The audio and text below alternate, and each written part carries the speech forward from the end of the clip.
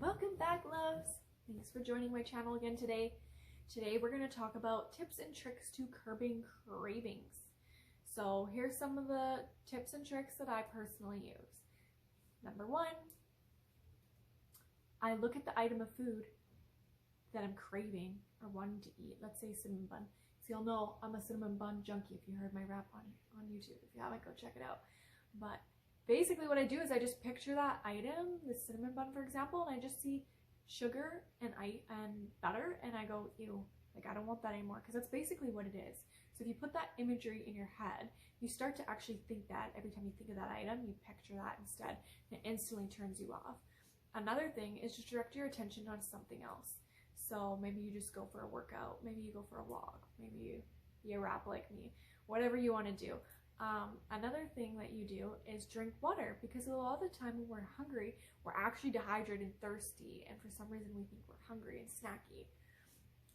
The next thing is that you probably don't realize it, but usually what's making you have these cravings, if it's not being bored around the house doing nothing where you should go do something, is the fact that you probably have a Candida overgrowth in your body. So I don't know if you guys know this, but everybody has Candida. It's perfectly normal. It's a yeast bacteria in our stomach.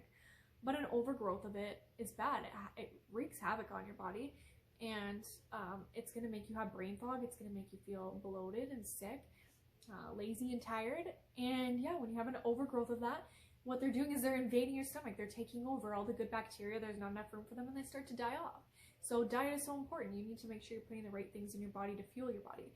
So many of us don't eat for fuel or for health anymore, for energy. We're actually just eating because it tastes good. And that's the society we live in today.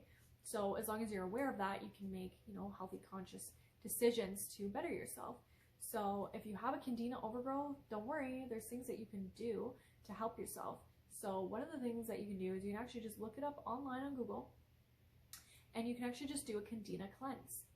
So that's gonna be a certain diet that you have to follow. You're cutting out sugars, so it's mainly cutting out, your fruits, sugar, and carbs.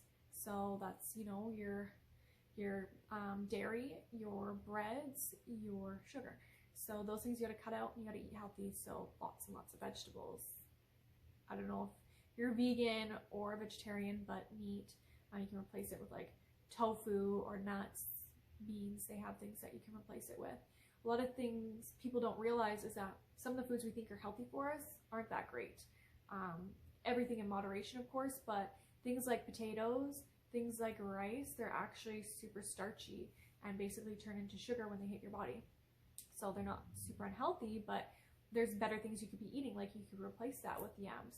I don't know if you guys know this, but vegetables actually contain a lot of protein as well.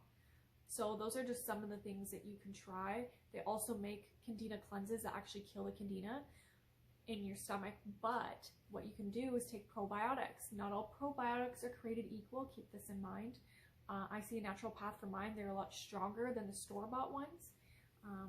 You can drink kombucha, and there's a lot of foods that actually have natural cultures in it that are good for your stomach. Usually people say yogurt, but you have to keep in mind that's dairy, and there's a lot of sugar in that as well, so it's kind of contradicting.